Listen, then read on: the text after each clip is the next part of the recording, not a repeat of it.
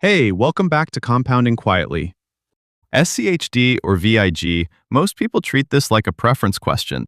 It isn't. It's a phase question.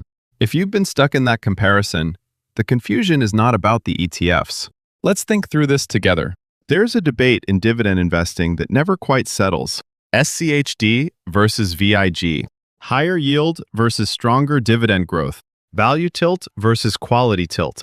The comparison charts are everywhere, each telling a slightly different story, depending on the time window you pick. Choose a 10-year look back, and one looks stronger on total return.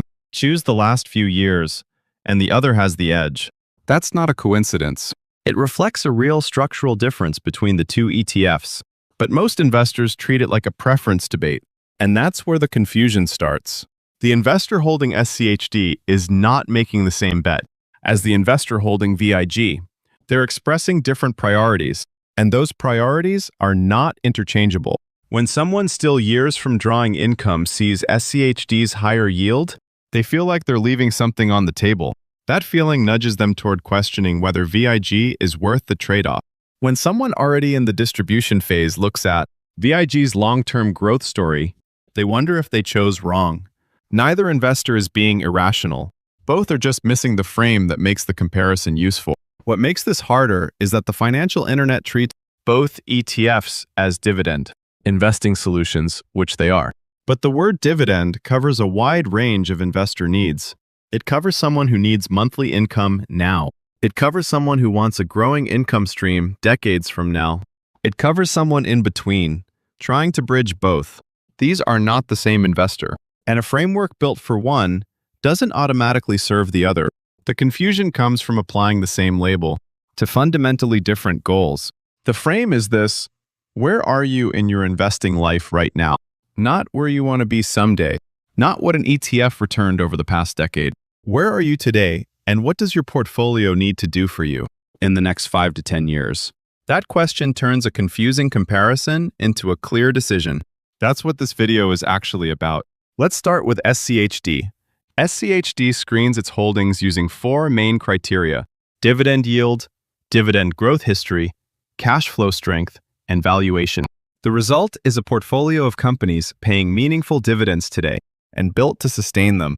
For that reason, SCHD's current yield tends to sit meaningfully above the broad market average. That matters in a very specific scenario. Think about someone who retired 18 months ago and built their distribution plan around income coverage.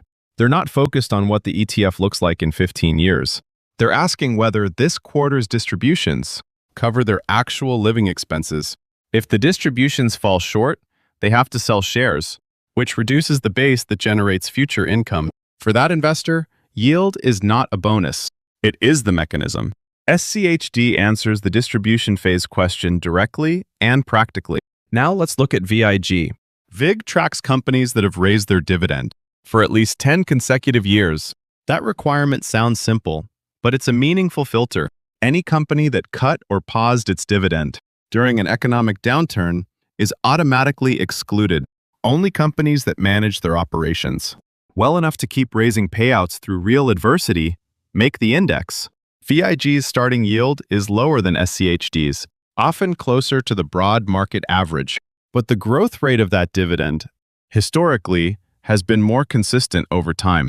For an accumulation phase investor, someone 10 or 15 years from needing income, that growth rate is what matters most.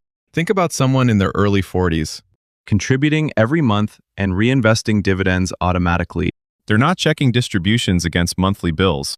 They don't need high yield today. They need the income stream to be significantly larger by the time they do. VIG is built to work toward that. Every consecutive raise becomes the new base for the next raise. The lower yield in year 1 becomes less relevant when that dividend has grown substantially over a decade. The investor who held through years of modest yield can end up with an income stream that grows faster than inflation. That patience, not the starting yield, is what makes the position valuable in the accumulation phase. That is the structural logic of dividend growth investing applied over time. Here's where the title question actually lands. It's not SCHD versus VIG as competing strategies. It's SCHD versus VIG as phase indicators. An accumulation investor holding SCHD primarily for its current yield is prioritizing the wrong variable. The yield feels tangible today, but SCHD's value tilt can underperform during extended, growth-driven markets. Over a long accumulation horizon, that gap in total return and dividend growth rate can become meaningful. A distribution investor holding VIG and waiting for its long-term story is accepting a timeline that doesn't match their need. The income may not arrive on the schedule they've planned around. Neither ETF is poorly constructed, but using the wrong tool for your phase is one of the most invisible errors in income investing. You don't feel the misalignment today. You feel it years later, when income doesn't look the way you expected it to. One more scenario deserves attention.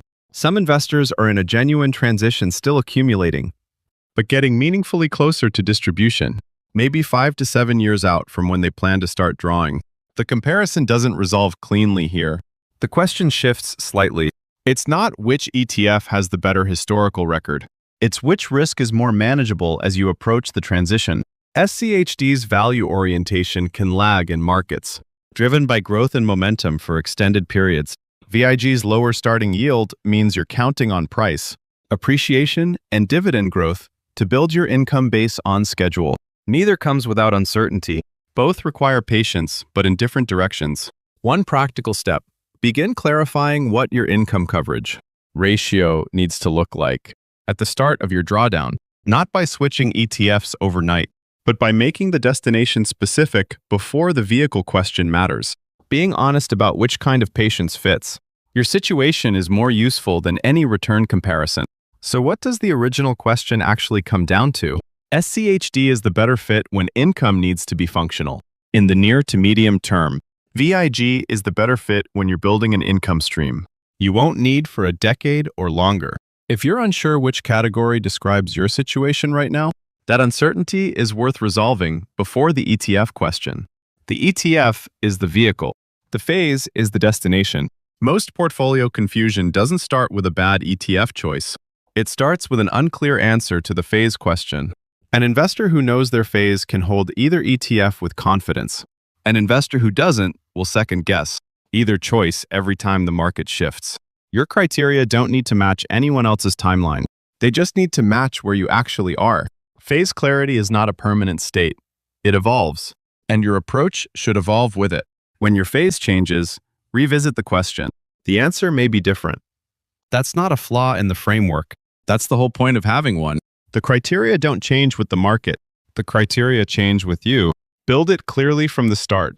Compounding quietly. Slow, steady wealth building.